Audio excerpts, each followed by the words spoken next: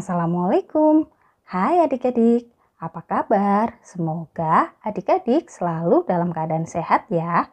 Pada video kali ini, kakak akan mengajak adik-adik untuk belajar mengenai struktur dan fungsi dari organ tumbuhan. Kira-kira seperti apa itu?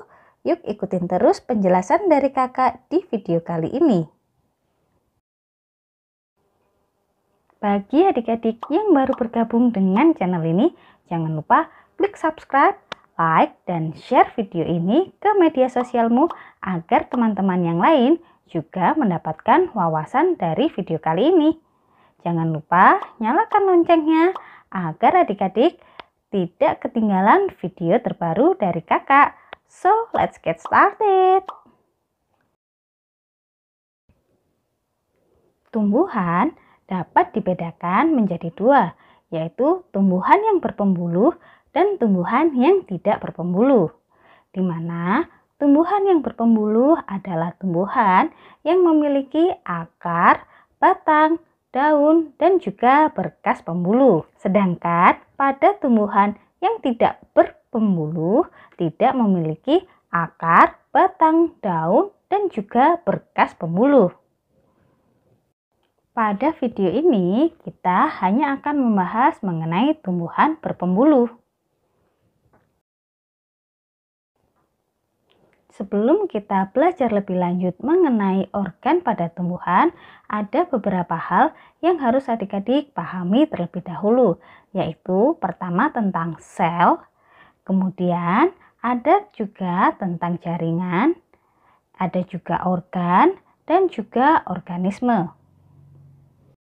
Sel adalah unit terkecil penyusun makhluk hidup secara struktural dan fungsional, serta tidak dapat dibagi lagi menjadi bagian yang lebih kecil.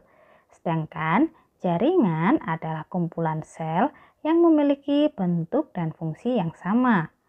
Organ adalah kelompok jaringan yang akan membentuk suatu organ yang melakukan beberapa fungsi tertentu.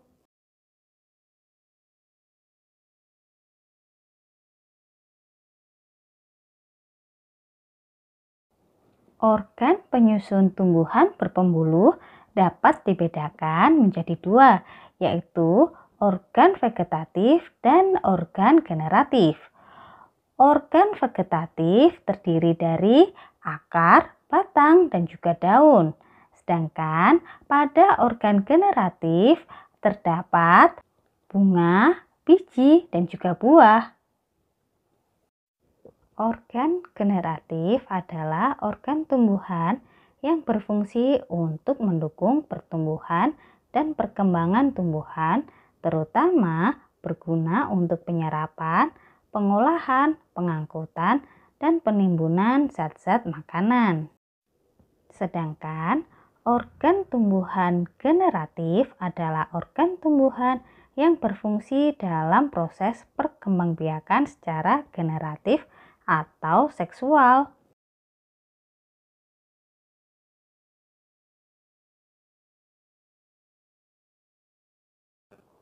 Jadi, organ pada tumbuhan terdiri dari akar, batang, daun, biji atau buah, dan juga bunga. Mari kita bahas organ pada tumbuhan satu persatu.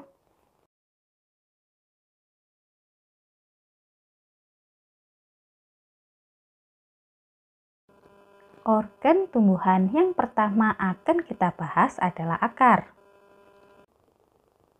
Akar adalah bagian pokok tumbuhan yang biasanya tumbuh di bawah permukaan, yaitu di dalam tanah, tidak memiliki buku-buku, tumbuh ke pusat bumi atau menuju air, dan memiliki warna putih atau kekuningan serta memiliki bentuk yang meruncing.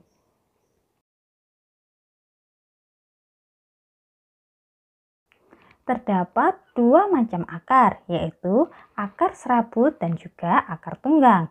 Pada tumbuhan monokotil memiliki akar serabut, sedangkan pada tumbuhan dikotil memiliki akar tunggang.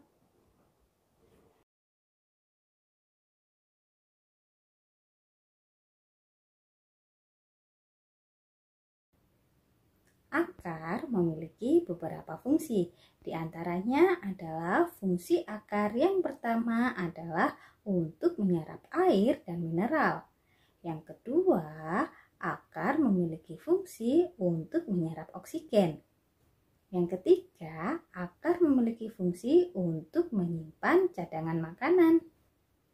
Dan fungsi akar yang keempat adalah untuk menambahkan tubuh tumbuhan pada media tanamnya, yaitu tanah.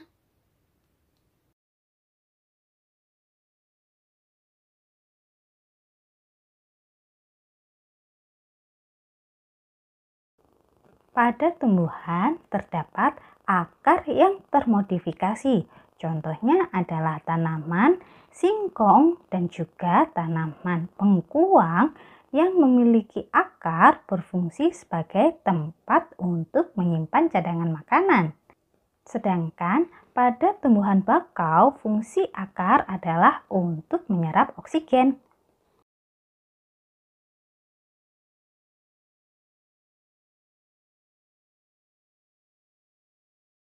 Organ tumbuhan berikutnya adalah batang. Batang adalah organ tumbuhan yang berdiri tegak di atas tanah serta mendukung cabang, daun, dan juga bunga. Bentuk batang adalah panjang, bulat, dan berbentuk seperti silinder.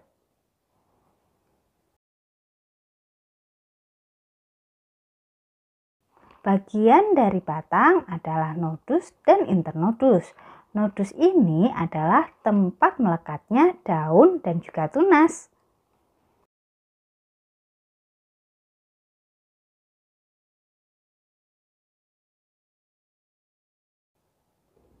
Batang ini memiliki fungsi untuk menyokong bagian-bagian tubuh tumbuhan yang berada di atas tanah.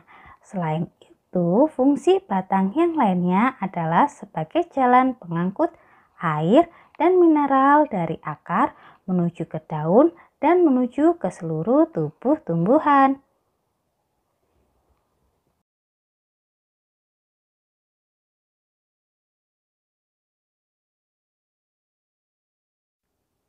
Coba adik-adik perhatikan gambar yang ada di layar.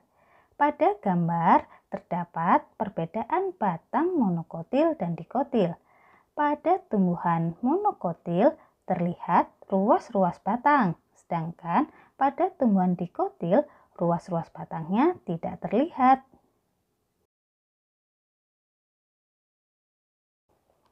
Coba adik-adik perhatikan gambar yang ada di layar.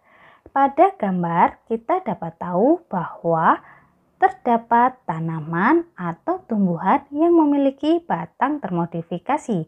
Contohnya adalah tebu, kentang, dan juga rimpang kunyit.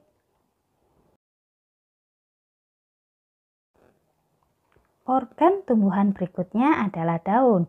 Daun adalah organ tumbuhan yang menempel pada batang, berbentuk tipis dan lebar, serta mengandung zat warna hijau daun, yaitu klorofil.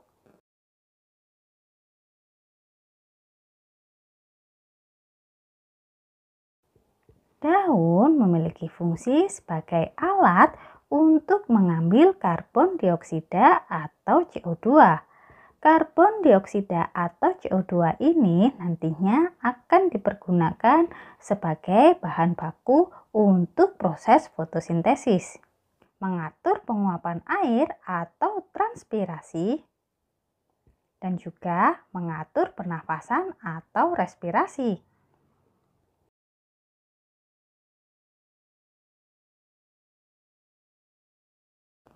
Coba adik-adik perhatikan gambar yang ada di layar. Pada gambar di layar, adik-adik dapat melihat perbedaan antara ruas tulang daun tumbuhan monokotil dan ruas daun tumbuhan dikotil. Tulang daun pada tumbuhan dikotil akan memiliki ruas yang menjari atau menjala.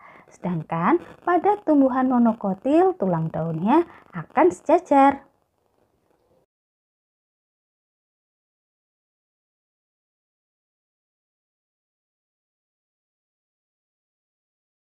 Untuk menghasilkan glukosa melalui proses fotosintesis, ada beberapa syarat yang harus dipenuhi. Tumbuhan yang bersangkutan harus memiliki klorofil yang berfungsi sebagai dapur fotosintesis. Adanya sinar matahari yang cukup sebagai bahan bakar proses fotosintesis ini. Sinar matahari sendiri sangat penting bagi proses fotosintesis, karena sinar matahari dipergunakan oleh tumbuhan untuk mengolah glukosa dan oksigen. Adanya air dan gas karbon dioksida sebagai bahan pembentuk glukosa. Selain menghasilkan glukosa, proses fotosintesis ini sendiri akan menghasilkan oksigen.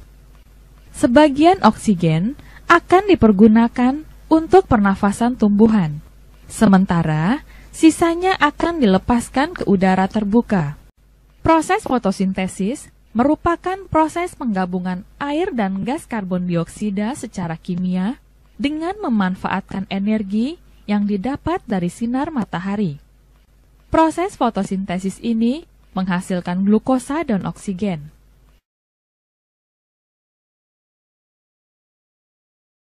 Air dan gas karbon dioksida yang diserap oleh akar dan stomata dikumpulkan di bagian berklorofil, yaitu kloroplas. Energi cahaya yang mengenai daun diserap oleh klorofil.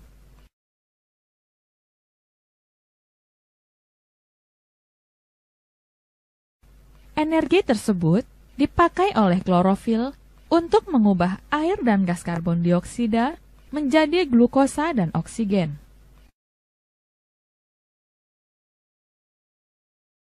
Glukosa diedarkan ke seluruh bagian tubuh tumbuhan, sementara sebagian oksigen dikeluarkan dari tubuh tumbuhan.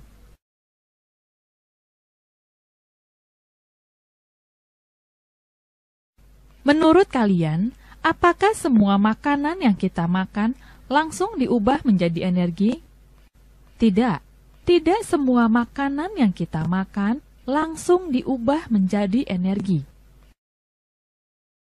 Sisa makanan yang tidak diubah menjadi energi akan disimpan dalam bentuk lemak sebagai cadangan makanan.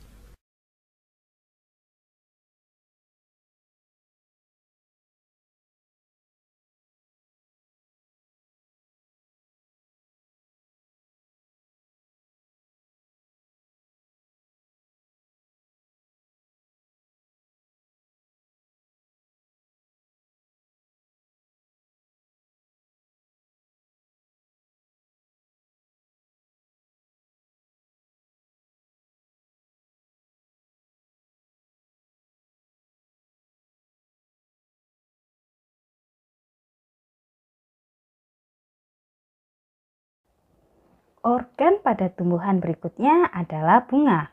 Bunga merupakan alat reproduksi generatif pada tumbuhan. Bunga ini biasanya memiliki warna yang mencolok atau terang dan juga memiliki bau yang harum. Hal ini disebabkan agar menarik perhatian serangga untuk membantu proses penyerbukan pada tanaman.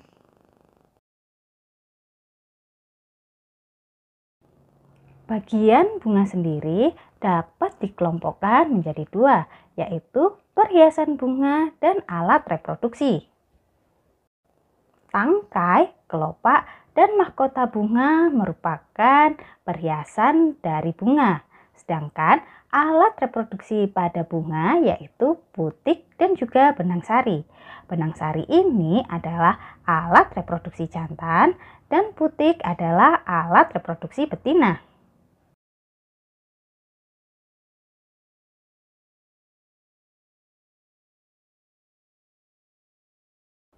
Coba adik-adik perhatikan gambar yang ada di layar.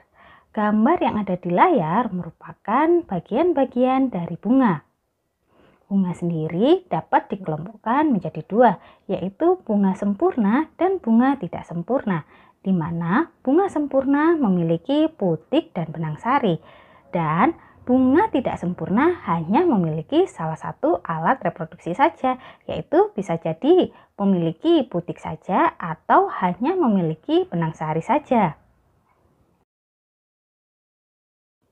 Untuk mengetahui tumbuhan tersebut apakah termasuk tumbuhan monokotil atau tumbuhan dikotil, adik-adik dapat melihat dari jumlah kelopak bunganya.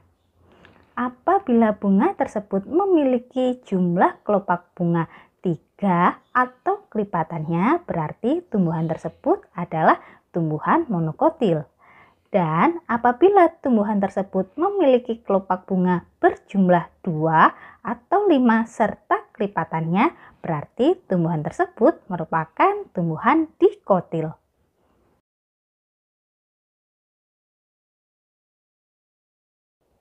Organ tumbuhan yang terakhir adalah biji atau buah.